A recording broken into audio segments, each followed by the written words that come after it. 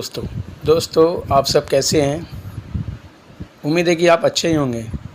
क्या आप परेशान हैं? किस बात पे? दोस्तों मैं जानता हूँ आप किस बात पे परेशान हैं। चलिए उसी समस्याओं का समाधान हम लेके आए हैं।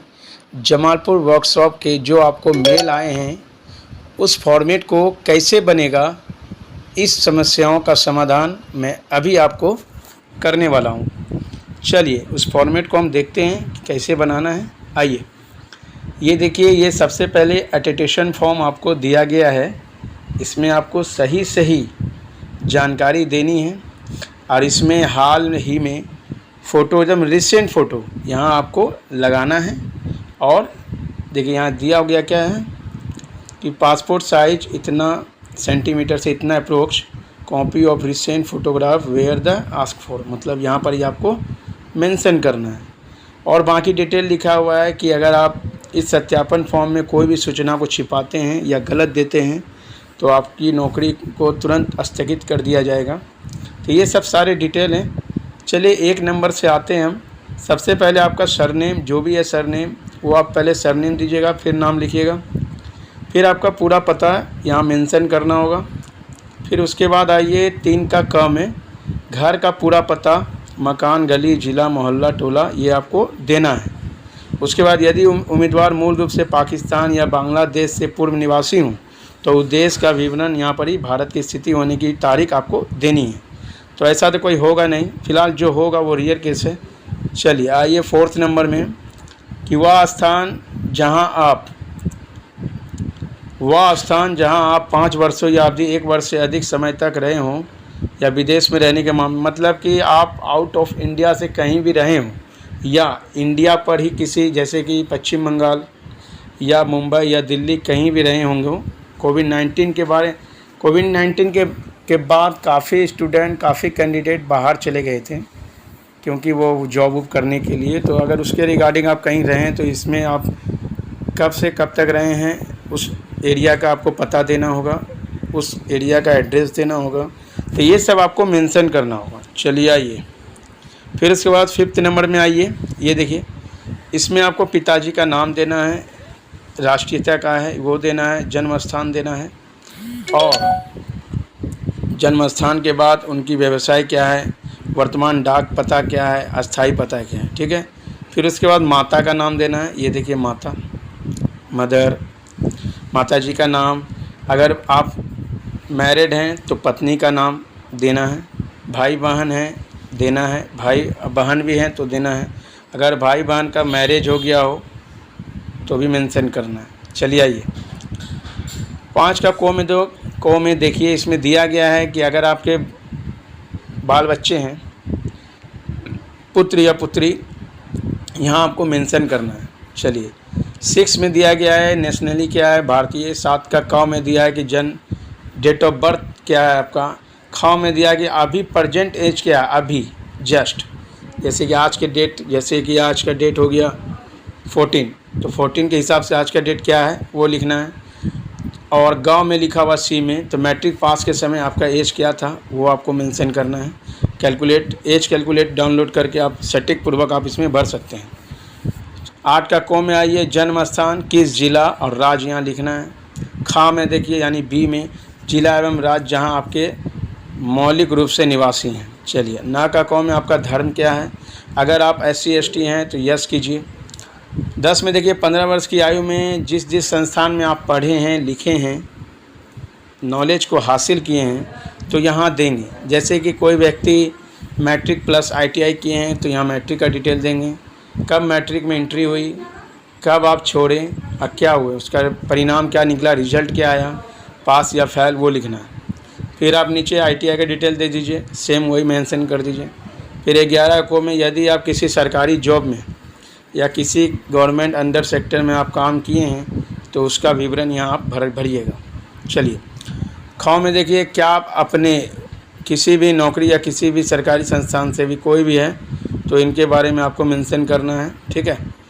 12 को में देखिए, ये तो आपको सारे नो में ही टिक लगाना है, सही नहीं कीजिएगा, क्योंकि क्या आप कभी गिरफ्तार हुए हैं, अगर नहीं क्या आप पर किसी मुकदमा पर चलाया गया है? तो नहीं। क्या कभी आप नज़रबंदी के हालात में रखे गए हैं? नहीं। क्या आप कभी प्रतिबंध लगाया गया है आप पर? कहीं नहीं। क्या आप किसी विधि न्यायालय द्वारा आप पर कभी जुर्माना लिया गया है? तो नहीं।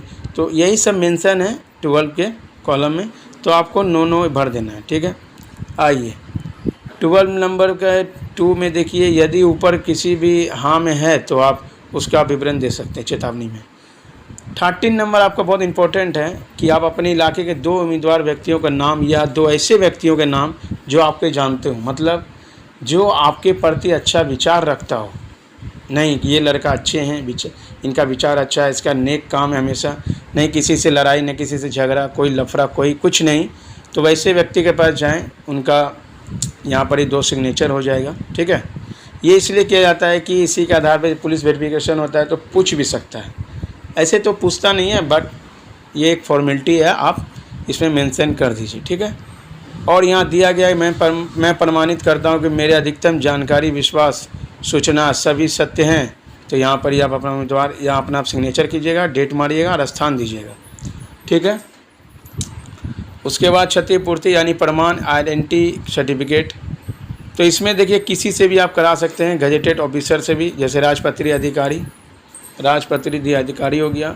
उस समय क्षेत्र जहाँ विधायक अभिभावक हो, जैसे पंचायत निरीक्षक, ये देखिए बीडीओ हो गए हैं, बीडीओ, ब्लॉक डेवलपमेंट ऑफिसर, प्रखंड विकास पदाधिकारी, पंचायत निरीक्षण या दंड अधिकारी या एसडीओ, देखिए एसडीएम यानी सब डिवीजन मैनेजर, किसी भी एक ये आप फॉर्मेट भर के उनका मुहर और सिग्नेचर ले लेना है। उसके बाद ये नीचे दिया गया 2, ये ऑफिस भरेंगे, ये आपको नीचे लास्ट वाला नहीं भरना है। चलिए ये तो हो गया अटेस्टेशन फॉर्म। आइए मेन इन्फो आ गया, हैप्पी डिपिट फॉर्मेट एनेक्सर 1, ये आपको फर्स्ट क्लास मजिस्ट्रेट से बनाना है, ठीक है। कैसे बनेगा पहले आप देखते हैं। आप जाइएगा डायरेक्ट हाई कोर्ट, आपके जो एरिया में high court, district high court होते हैं ना, वहाँ जाइएगा, वकील से मिलिएगा, वकील इस फॉर्मेट को ले लेगा, टाइपिंग करेगा, टाइपराइटर से टाइपिंग करेगा इंग्लिश फॉर्मेट में, उसके बाद वो मेंशन करेगा, ठीक है।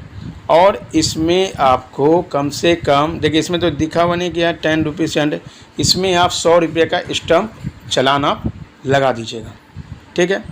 इसके लगाने के साथ आपको आधार कार्ड जिरॉक्स लेके भी जाना है और ओरिजिनल भी लेके जाना है। ओरिजिनल क्यों? जब स्कूटी मजिस्ट्रेट के पास ये फॉर्मेट पहुँचेगा तो आपको उसी लाइन के कतार पे जब आपकी नंबर आएगी तो आपसे आधार कार्ड लिया जाएगा और पूछेगा आपका नाम, डेट ऑफ बर्थ क्या है, हाँ कहाँ आपका जॉब लगा, तो ये आपको करना पड़ेगा। और हाँ दोस्तों, आपकी ज्वाइनिंग लेटर भी इसमें आपको मेंशन करना है। देखिए हैप्पी डिपिट के साथ आपको आधार कार्ड, ज्वाइनिंग लेटर, ये आपके इसको संकलन करना है इसके साथ। तो ये तो क्लियर हो गया दोस्तों। आइए, और ये रहा कैरेक्टर सर्टिफिकेट एनेक्सर नंबर 2। ये कौन सा कैरेक्टर सर्टिफिकेट है? देखिए दोस्तों, आप या तो 1 महीना पहले या अभी या 1 सप्ताह पहले आपने online character certificate online apply किया होगा, तो वो अप्लाई किए होंगे एसपी विभाग से, एसपी अधीक्षक विभाग से।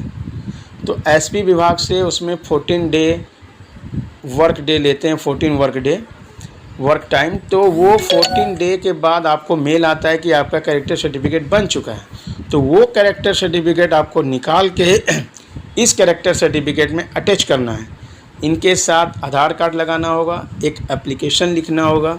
तो सबसे पहले आपका जो ये ऊपर का जो फॉर्मेट है, आप अपना नाम लिखिएगा, ठीक है। उसके बाद हैविंग डेट ऑफ बर्थ, आप डेट ऑफ बर्थ लिखिएगा, आपके पिताजी का नाम, फिर उसके बाद वो सर कब से आपसे जान 1 ईयर मैक्सिमम लिख देते हैं सर, ऐसे 6 मंथ लिखेंगे तो चलेगा। तो देखिए आप चल जाइएगा BDO office, block division manager के पास जाइएगा, ठीक है। उसके आधार पे एक एप्लीकेशन लिखिएगा। एप्लीकेशन में लिखिएगा कि सेवा में अंचल अधिकारी, जो भी आपके एरिया वो लिख दीजिएगा। विषय में लिख दीजिएगा कैरेक्टर सर्टिफिकेट प्राप्त करने हेतु आप अपना नाम लिख दीजिएगा कि मुझे ये सब है, ये नाम है और मैं यहाँ का मूल निवासी हूँ।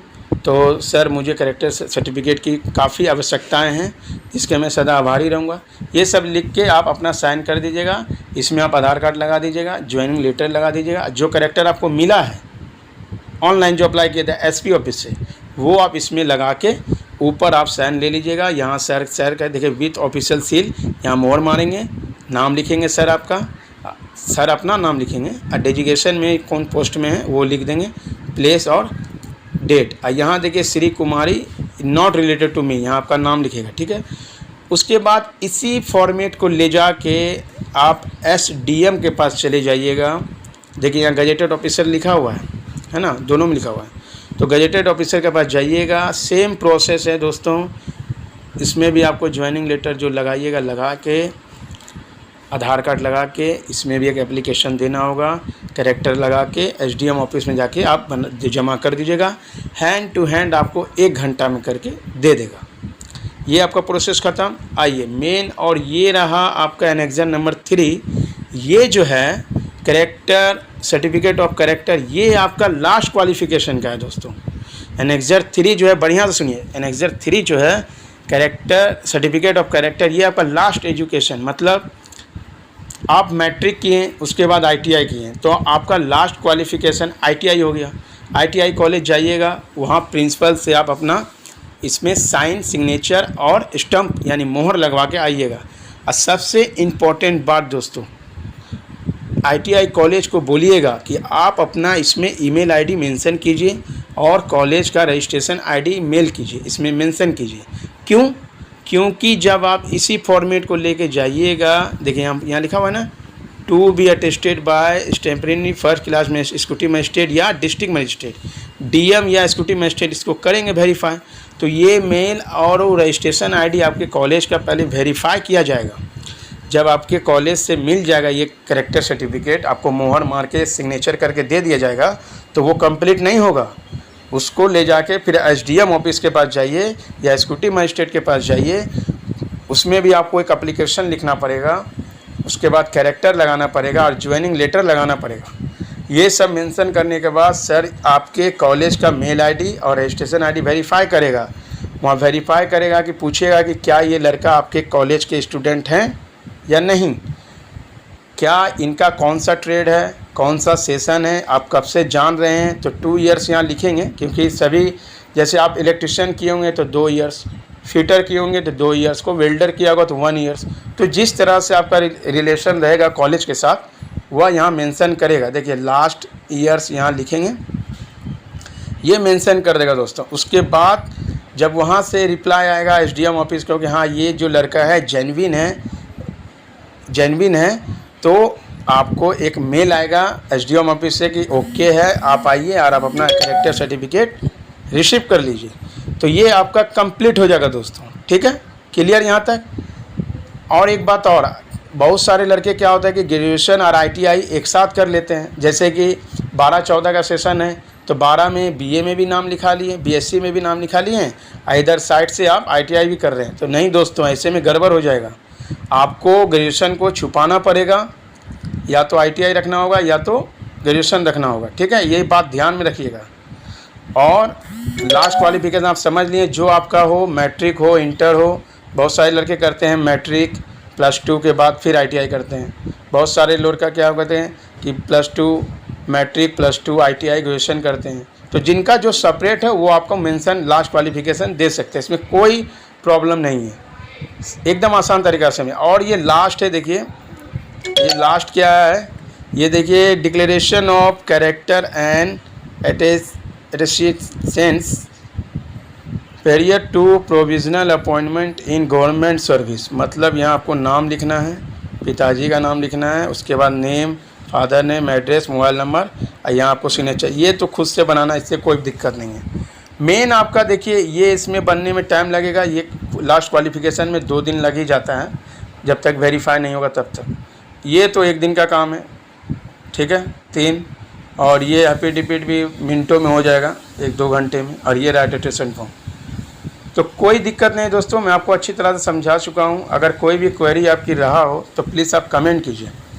और हाँ दोस्तों, अगर आपको ये वीडियो अच्छा लगा हो, आपके जानकारी के अधीन हो, मतलब आपके जानकारी के साथ हो कि आपको नहीं नॉलेज मिल चुका हो, कोई प्रॉब्लम नहीं होगी आपको फॉर्मेट बनाने में, तो प्लीज़ दोस्तों हमारे चैनल को सब्सक्राइब किया कीजिए, सब्सक्राइब कीजिए, ऑल बटन पर क्लिक कीजिए।